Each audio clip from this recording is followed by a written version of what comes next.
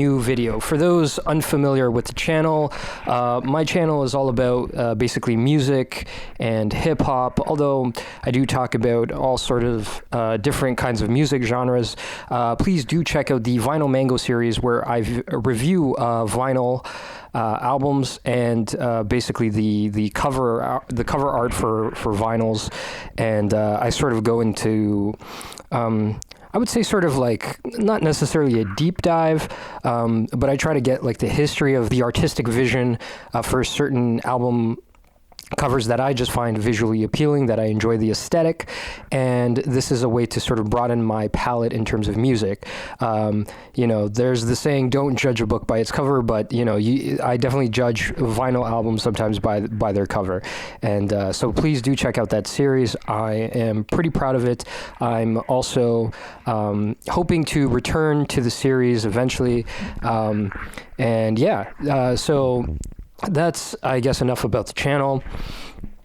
A little bit about me. I'm a music critic. I have a hip-hop music blog and podcast called The Freeze that you could also now check out on the channel. It's called The Freeze Podcast. You could also check it out on deepfreezechillin.com for the archives of the older episodes, and just check it out. I am sort of a music critic by trade and freelance from time to time. So that's just a bit about me. But today's video, I want to talk about Woodstock 99. Basically, there is a great documentary called Woodstock 99, Peace, Love, and Rage, all about kind of an interesting little footnote in music history, which was the Woodstock 99 music festival. So, you know, of course, there is the famous Woodstock 69 that, you know, anyone who's just barely, I would say, acquainted with sort of music and music culture is familiar with. This is, of course, the hippie music festival. They sort of kind of tried to bring it in, I was going to say into the new millennium, just like kind of right before the new millennium.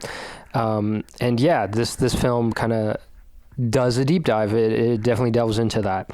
So the first thing I should note about this documentary is that it was produced by Bill Simmons, who of course is the founder of The Ringer, and basically I believe he founded the series, the 30 by 30 documentary series.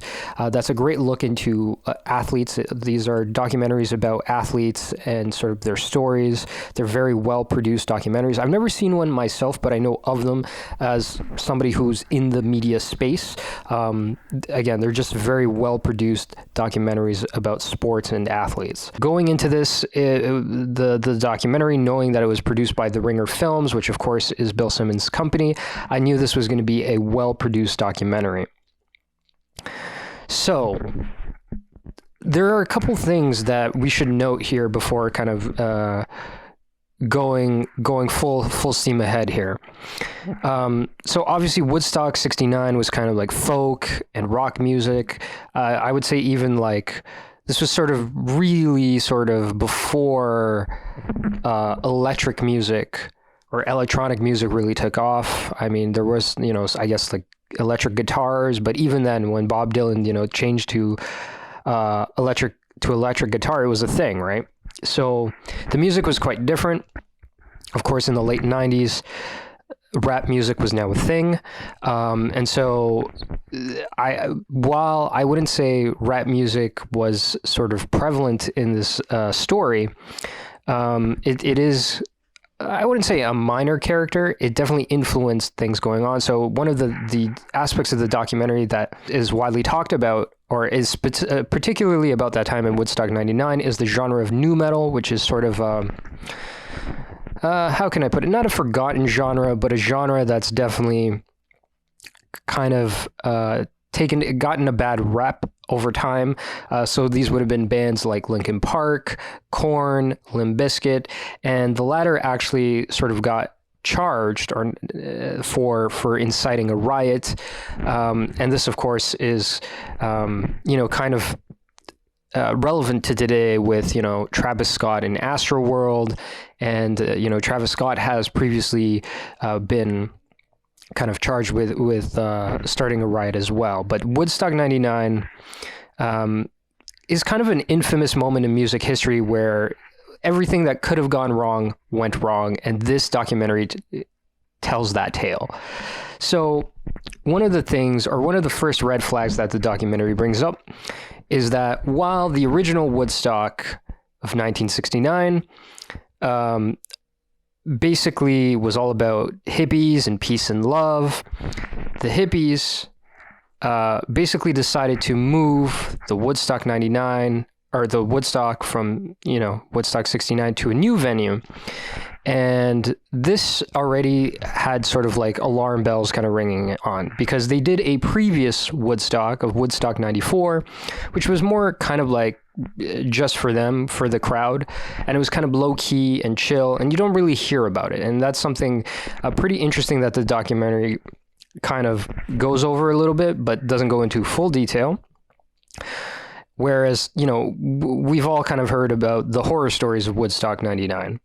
So they changed the venue into a militarized airbase. And it's kind of interesting how, hippies then, decide to, send their music festival all about peace and love to basically a symbol of America's military industrial complex. So already things should be sounding slightly off there. An ill-conceived notion by the promoters to first of all put Woodstock in a militarized airbase, but secondly, so one, because of the optics, but two, because of the logistics. And yeah, so going into that, so I talked a bit about the music. So some of the acts that were happening of the time of the documentary were ICP, Korn, Metallica, Limp Bizkit, Rage Against the Machine, Kid Rock, and The Offspring. So if you're familiar with any of those bands, it's really, for a lot of it, angry, aggressive music. At that time, while a lot of these bands had achieved mainstream success in some form or another, or some commercial success, they were, for what it's worth, kind of seen as counterculture, especially Rage Against the Machine, right? There is more than just a tinge of irony of having Rage Against the Machine perform at a militarized airbase, right?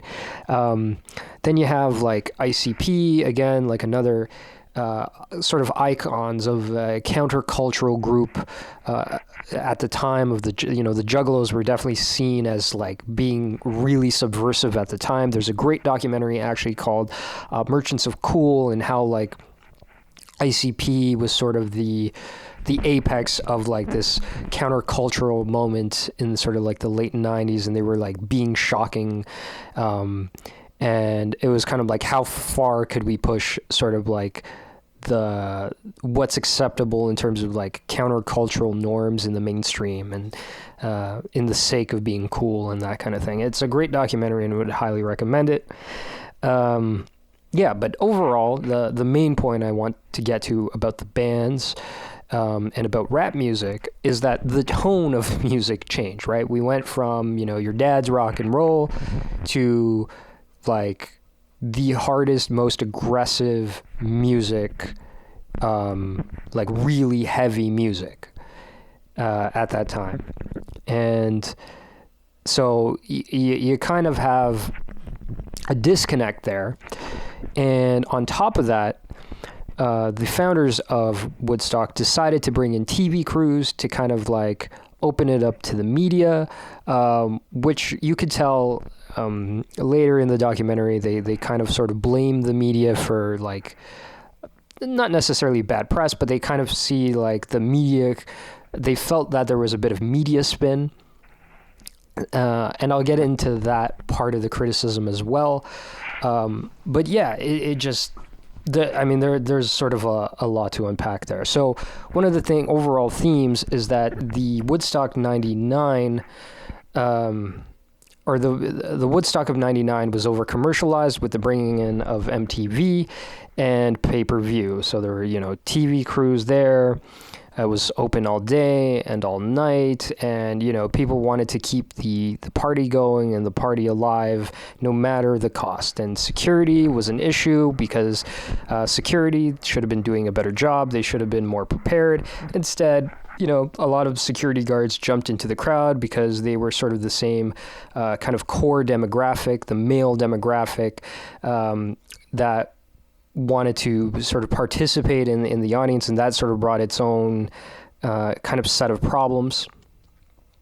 With hindsight, the saying hindsight 2020 is very interesting. Hindsight is 2020 is very interesting because we're sort of looking back through like a modern lens. Like a lot of the talking heads in this documentary talk about like how white male sort of privilege kind of allowed for these things to happen, and there were a lot of scandal that went on that the documentary mentions, and I will get into that a bit. But I do think that it is kind of unfair to sort of pinpoint just like an easy scapegoat. It's just too easy in my opinion. But I guess at this time I will mention that several horrible things happened, not just the destruction of property, but there were several cases of, sexual assault and, like potential, I forgot somebody did die. One of the interviewees in the documentary mentions his friend dying. They believed, just because of the poor conditions in the park, there wasn't enough water. They were overcharging for water. And so his buddy had been partying all night and his body overheated. They thought it was drugs, so they tried to revitalize him with a paddle. But since he apparently wasn't on drugs, the electric shock killed him. A lot of things went wrong with the music festival. Like I said, there were cases of sexual assault that were probably underreported as well. The shower situation that they kind of show in the documentary is not a great look. The male and the female showers are right next to each other with a tarp, and basically, anyone wanting to, there's peeping toms that could have like looked into the shower, and so it really did seem like the festival itself almost set a culture or precedent for that, things for it to occur, or they should have been more prepared and more aware of their surroundings and thought about these kinds of things. So that's for sure. I do want to talk about like the music critics. There was a lot of talk about like the overall vibe and how the vibe was sort of like this dark cloud hanging over the event. So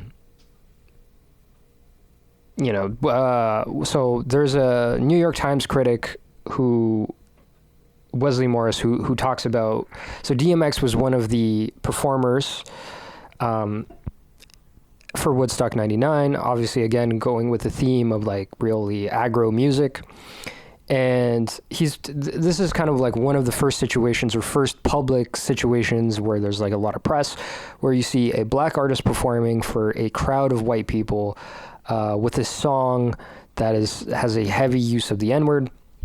And so basically Wesley Morris, the New York Times reporter, was kind of saying that, it almost seemed like at the time, the criticism he gives is that at the time it seemed like DMX almost gave license for these people to say that word, because they were like because in hip hop there is that call and response, and there was almost like they were giving off twice the energy, and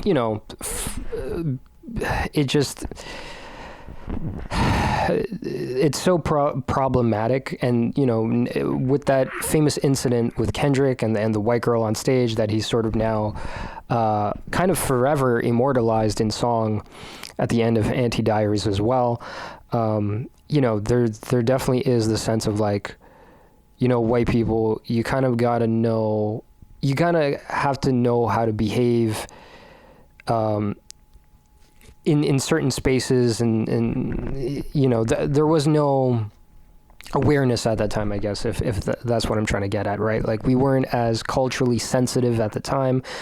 But, you know, the New York Times critic is kind of saying, you know, those white people knew what they were doing, but if you were to ask them, like, one-on-one, is it okay to say the N-word? No, it isn't. Of course not, right?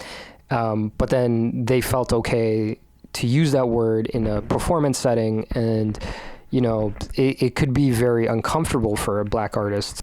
You know, the event being what it was, had a lot of guests, but with the fraternity, with the frat bro culture, there were a lot of, like, girls gone wild type of things or antics going on. Guys, like, asking girls to go topless and that kind of thing. That, you know, pretty much one of the interviewees, I think they got a copy of his friend's, like, journal at the time. He was just saying, like, you know, after the first day, he was kind of over it. You know, it was just whatever.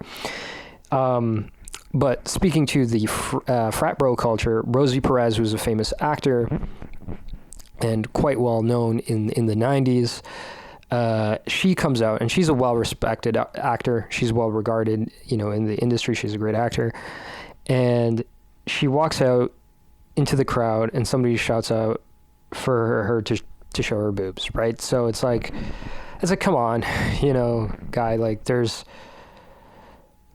a whole sea out there of, like, audience member, and, you know, it's just like, it's just not very respectful.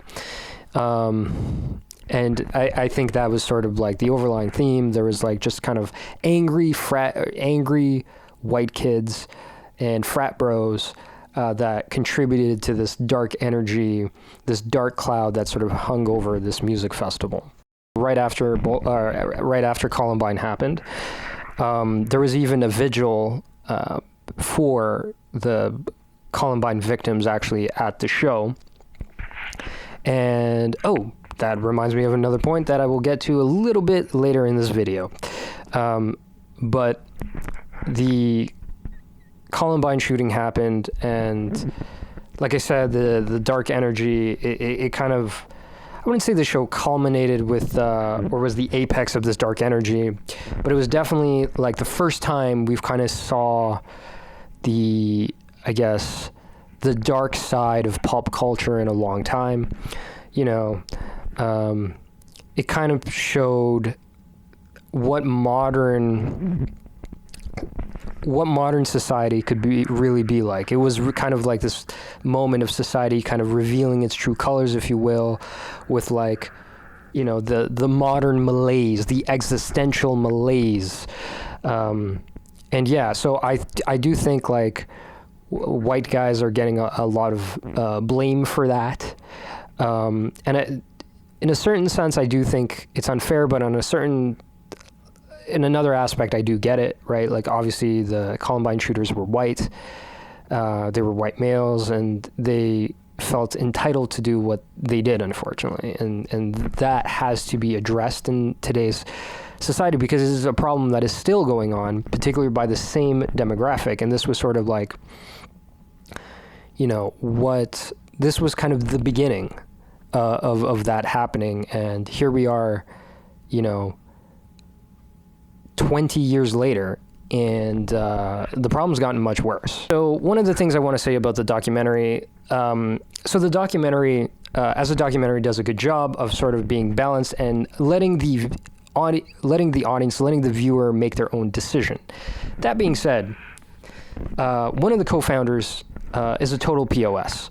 And I don't say that lightly. Like, there is a scene in the documentary, because as I mentioned, there were, like, instances of sexual assault and actually, like, full-blown rape at a certain point, right? So while one of the co-founders, John Schur, I believe his name is, he kind of addresses that and says, like, yes, this happened, but it, you know, there was maybe like 3, or what was it? There were 10 incidents in total, and like that was like 3 of them or something. I don't remember his exact point, but for that in his, or I don't remember what his defense was, but what he said following that was sort of indefensible. And that was sort of like how he was sort of blaming women for like being topless, for being assaulted. Like it was very victim blaming. Like there was a lot of victim blaming going on. He was very defensive in terms of like the overall press coverage when like MTV had to pull out. And, you know, MTV, the thing I kind of found funny about that is because like MTV, especially at the time, it's like they're not like a modern news organization today that's like fighting for clicks or anything like that. MTV was one of the biggest biggest press outlets at the time, especially with a younger demographic, so everybody was watching it, but they had no reason to sensationalize, as one of the co-founders was making the claim to be, of like instances that happened. There was an EMT even in the documentary who talks about like the horror stories and how he, survived Hurricane Sandy, how, I don't know if it was 9/11, but he mentioned, I think, Hurricane Katrina, Hurricane Sandy, and a few other disasters. But he said his worst horror stories actually came from Woodstock 99. And, after seeing this documentary, you can kind of see why, because, a lot of it was like, not just ill-conceived or ill-prepared, but it was very naive to think that, a festival of this scale would just run smoothly on its own just by virtue of its name. And especially with the changing demographic, especially with the kinds of music that was going on, it did seem like the promoters were basically the main thing is like the promoter was out of touch. They were out of touch with mainstream culture. They were out of touch with what contemporary music was like. They were out of touch with the demographic, right? There also was like for him even to have said that crazy like victim blaming statement is again demonstrably how out of touch they were, because there was sort of another feminist movement in like the early 90s, right? And that, so for him to kind of be sort of victim blaming was like just beyond terrible, really. Yeah, I mean, so that is one instance of him being terrible, but there are other instances as well in regards to the musical acts as well. So, like I said, like Limp Bizkit kind of took the brunt of the blame for just being kind of aggro with the music, and basically Fred Durst at the time was kind of at a certain point he was told to kind of appease the crowd or sort of like chill the crowd out, basically. And Fred Durst, he's doing his thing, but he's got a set list to play, right? So one of the songs ended up being Break Stuff, and lo and behold, the audience members went and broke stuff. Now, you could argue that Fred could have chosen not to do that song, but it is kind of like the co-owners kind of were like, oh, he purposely did this because they just wanted to get as much damage done and that kind of thing. So I do think that was kind of unfair to Fred Durst and Limp Bizkit as a whole. There's also an instance of the Red Hot Chili Peppers also getting blamed for something that while the optics may not have looked good, there is an explanation for. And basically what happened was at nighttime, there was a fire that broke out. And the fire was actually caused by these candles that were given from the vigils, or to hold a vigil for the Columbine students. And, some of the concert goers decided to kind of like break out a fire using these candles in the midst of the Red Hot Chili Peppers performance. And basically Anthony Kiedis and the rest of the band were basically, again, asked to appease the crowd and, kind of have things cool down. And so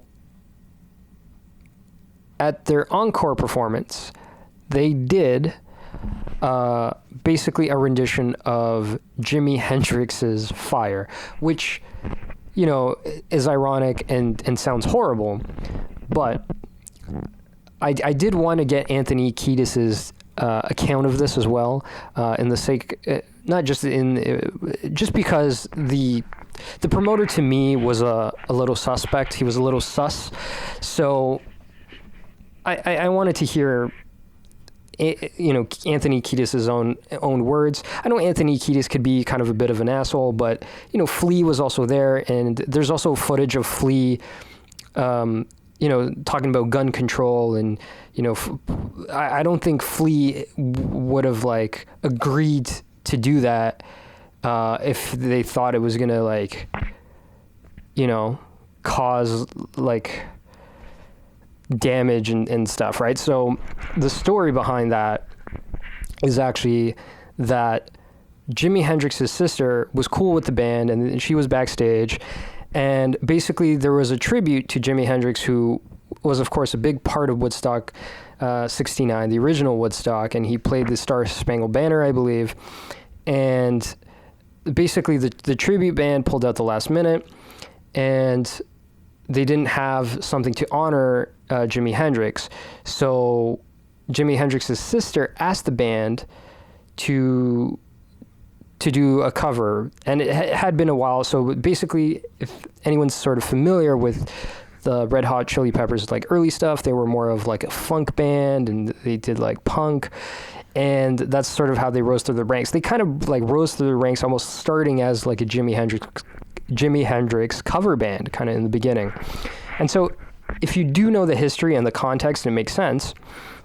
But with the missing context, they do kind of look like assholes, and they were slammed in the press, as Anthony Kiedis mentions in the book. But like I said, I don't think, just knowing what kind of person that Flea is, I don't think the other members would have agreed to go on the ride. And I, agreed to have done this encore performance if they thought it was going to cause a riot or make more damage. And even Anthony Kiedis at a point on the show is hey, make room for the fire truck to put out the fire. They are trying to help the situation. So while they are performing the song Fire, it wasn't done with malicious intent. So it's interesting that he mentions that in the book, because I was very curious what his counter argument to the promoter, and he mentions that the promoters were scumbags, basically. And basically the way that they treated the artists, the way that they kind of handled being slammed in the press. Because I understand that they would get bad press coverage after everything that happened, but overall, they handled it poorly. They were very defensive. You could see in the documentary, anytime one of the attendees made any kind of criticism towards them, they would be like, well, what are you doing? What are you doing, huh? And it's just hey, man, you decided to put on the show. You're responsible for the event. It is kind of on your shoulders. We understand it's intense and it's a lot, but you have to know what you're doing. You're the organizer. It was kind of the overall problem with the event was that, they wanted to cash in because they did what they did for their generation, and you could tell they didn't care about this new generation coming out. They just kind of wanted to sell a product, and they were like, great, now we can make our money and capitalize on the name, and we don't really have to give thought because we have the brand. We essentially can kind of almost license the brand name to attract concert goers and to get the respect of the music industry, and we don't really have to put the effort in. And I would say that is kind of the vibe I got from the documentary. It was kind of lazily put, or not the documentary was lazily put together, but the festival itself was kind of lazily put together. if you're looking into insight in terms of popular culture of the late 90s, of, you know, new metal, of the over-commercialization of MTV, of, I think if you're interested in any of that, I think this is a good documentary for you to watch. You know, point blank, the tone of music has changed. Music is always changing and evolving, and if you don't evolve with the times, you're going to get left behind.